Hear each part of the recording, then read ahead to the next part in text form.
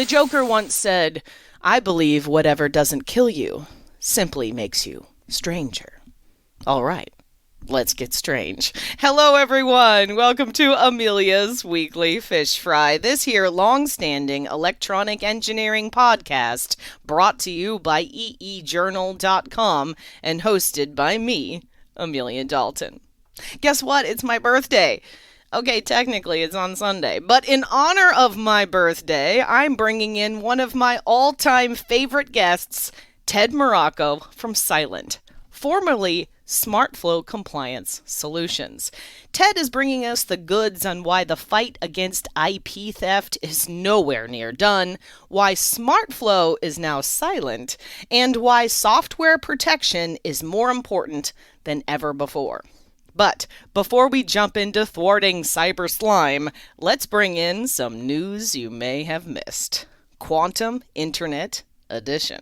Now, here on Fish Fry, I do love chatting about quantum just about anything.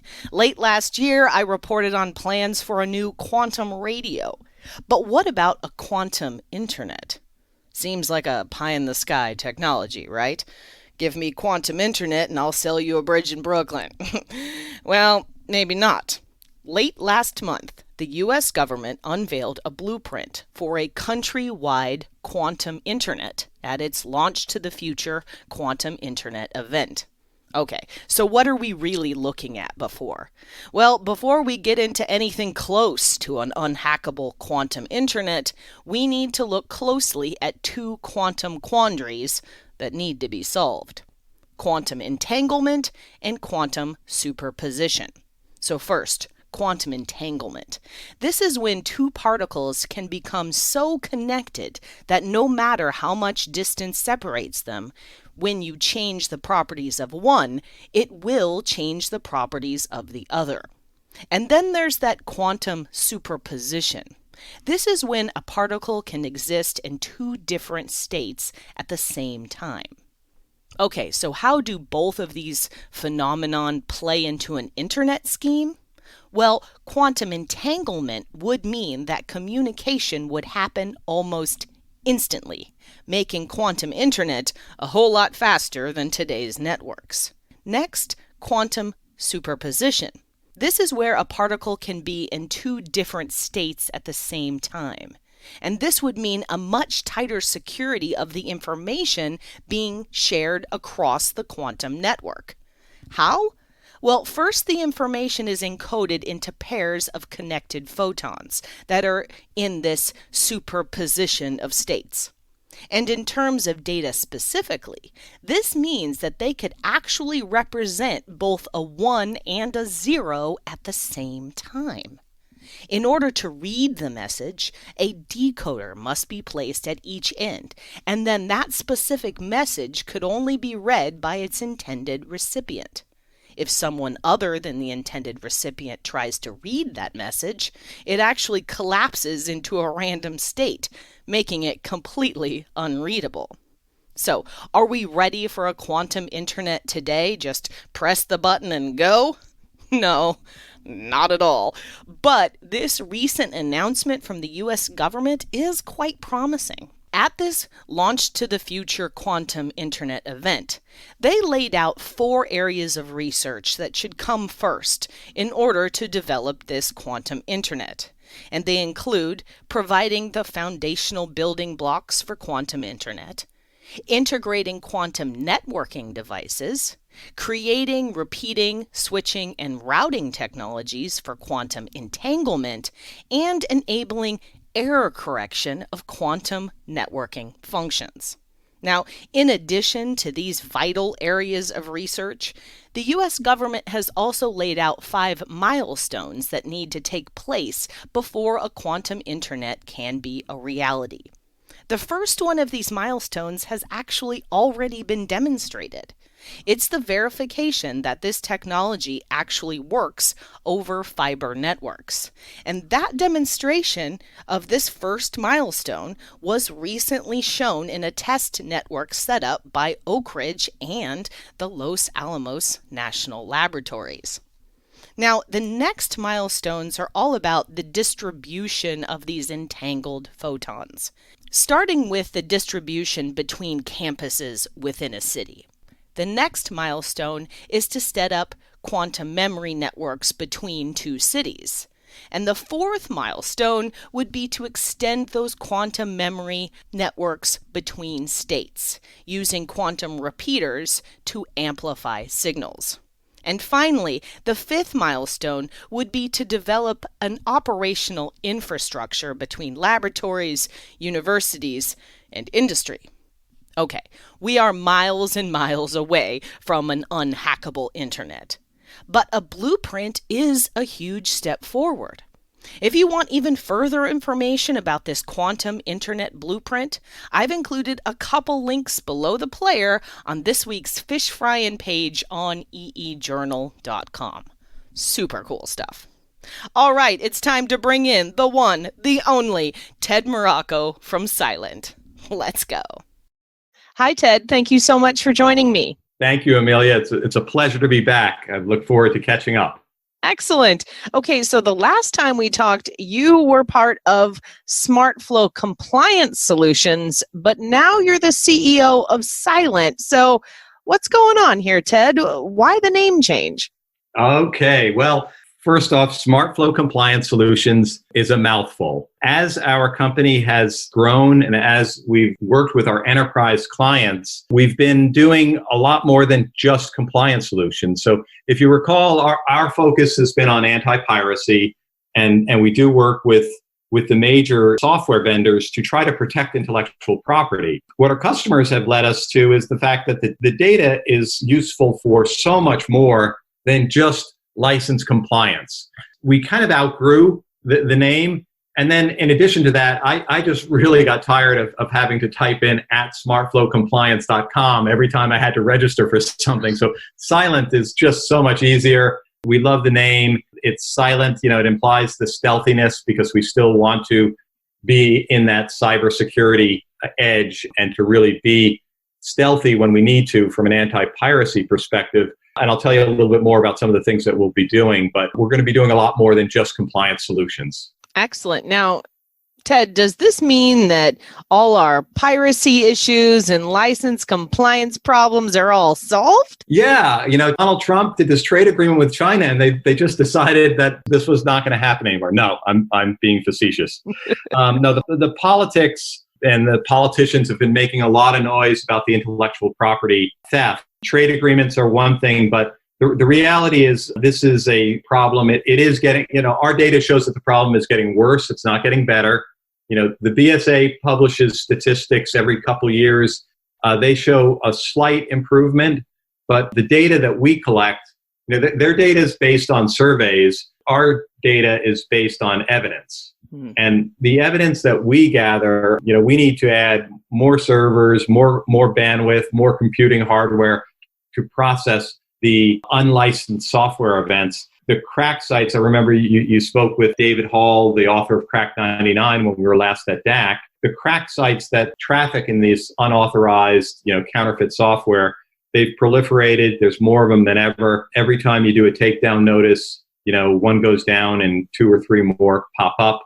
It's the same thing with the torrent sites, so pirated software is alive and well. There's never been a greater need to track and protect your intellectual property. If you want to be able to protect your paying customers and you want to be able to protect your employees and your shareholders from that kind of theft. Now, you guys are moving to a SaaS market intelligence platform, right?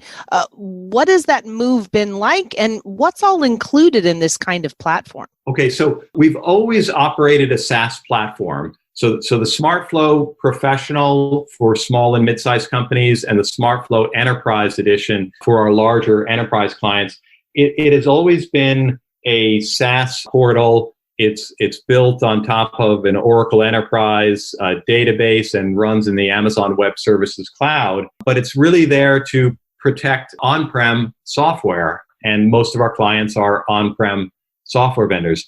Now, the difference today is that in the past, we would really be trying to look at illegal events or unlicensed events or suspicious events, and our clients are and this is especially true, with the COVID pandemic that's going on, is on-prem software vendors, they need to have visibility into their user community. Now, SaaS companies have excellent, visibility into the user community. People log into a portal. You can see when they logged in. You can see when they logged out. You can see what functions they used. You can see what kind of routines they did. And you get a lot of intelligence, the user analytics. So the SaaS world is really in fashion right now because these SaaS companies can really monitor everything that's going on about their business, and they can see if they're going to be losing customers, if there's going to be churn. What we are trying to do with our portal is provide that same level of visibility, but to on-prem software vendors. So we have one client that generates 30,000 evaluation licenses per month. So they're generating keys and they're sending out keys. They're emailing these keys to users, and they have all of these evaluations going on all over the planet. Well, I think that vendor really wants to know, are the people using those licenses? And if so, how much use are they getting? Are they getting stuck? And if they're getting stuck, where are they getting stuck? And how do you set up an application engineer to follow up on an evaluator if you see that they're using the evaluation and they have a 30-day eval and they stop using it after 3 days? Maybe that intelligence, that business intelligence, needs to go to the support team who's also quarantined and sitting at home, and they can set up a Zoom call and they can work through screen to screen and get that evaluation back on track. So that's just one of the things that we're doing with our portal is looking at usage analytics. What functions are being used, what features are being used, what is the level of activity, what customers are going to renew, what customers are in danger of not renewing a subscription. Now, Ted, that makes sense. What's on the horizon for you guys? What are you going to tackle next? Well, we have a lot of things on the horizon. Our vision is a vision of, we're building a data lake. We have different tributaries, different sources of information feed into this data lake. And what we're looking at doing is developing more and more sources for data. And some of these sources are Cylynt data telemetry collection tools, and some of the sources can be the customer's own data.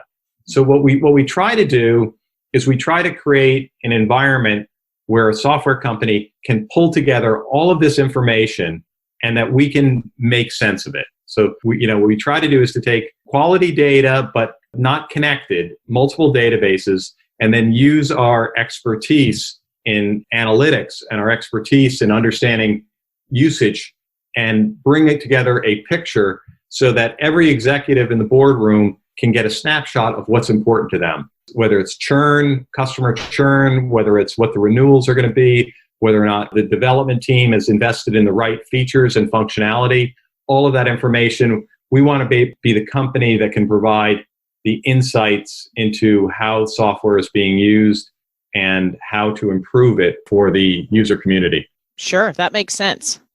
All right, Ted, I think it's time for your off-the-cuff question. Now, you generally have the best off-the-cuff answers of most of my speakers, but you said to me earlier that you would have been somewhere special right now if it hadn't been for the COVID-19 pandemic. So, Ted, where would you have been?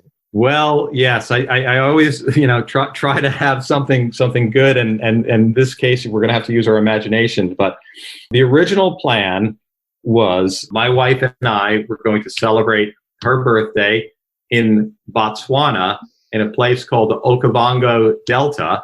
And we were going to be basically in a camp in the middle of Africa, Southern Africa. I believe on her birthday, we were supposed to stay in a tree in the middle of this jungle area. And we were going to wake up to, whatever kind of wildlife, seemed to be around the tree at that time of night. So none of that happened. So I'm here and live to tell about it without having to go there. But the plan is hopefully that things are going to get back to normal, and maybe we will reschedule this adventure of a lifetime, which we've been planning for many years. We'll hopefully get a chance to do that, next year or in the near future. So I definitely wouldn't have guessed a treehouse in Botswana as your answer. Yeah. I just have to say. I figured that was unique, but Definitely. Definitely. Well, Ted, I think that's all I have time for today. Thank you so much for joining me yet again. Amelia, it's always a pleasure. Thank you. If you want even further information about Cylynt and how it's protecting your software from cyber slime, I would encourage you to check out a recent article by the same name by EE Journal editor extraordinaire Max Maxfield. And of course, I've included a direct link below the player on this week's fish frying page on eejournal.com that will take you right there. Hey, have you checked out EE Journal on social media yet? Well, you should. You can find us at facebook.com/EEJournal. If you're into Twitter, you can monitor our tweets at EEJournalTFM. And don't forget, if you want to follow my personal Twitter account, check out Amelia D. 1978. And hey, if LinkedIn is more your thing, sure, I totally get it. You can follow us or me on LinkedIn as well. We also have a YouTube channel, youtube.com/EEJournal. Folks, it is chock full of all kinds of super cool techie videos, including our very popular Chalk Talk webcast series hosted by yours truly. And you can subscribe to our EE Journal YouTube channel as well. Also, by clicking the links below the player on this week's Fish Fryin' page, you can subscribe to this here podcast through Spotify, Podbean, or the iTunes Store. And remember, if you want any further information about the stories covered in today's show, just head on over to eejournal.com and look for this week's Fish Fryin' page. Thank you everyone for tuning in. If you know of any cool new technology, or heck, you just want to chat, I promise I will respond. Shoot me a line at amelia@eejournal.com or post a comment on our forums on EE Journal. For the week of August 7th, 2020, I'm Amelia Dalton, and you've been fried.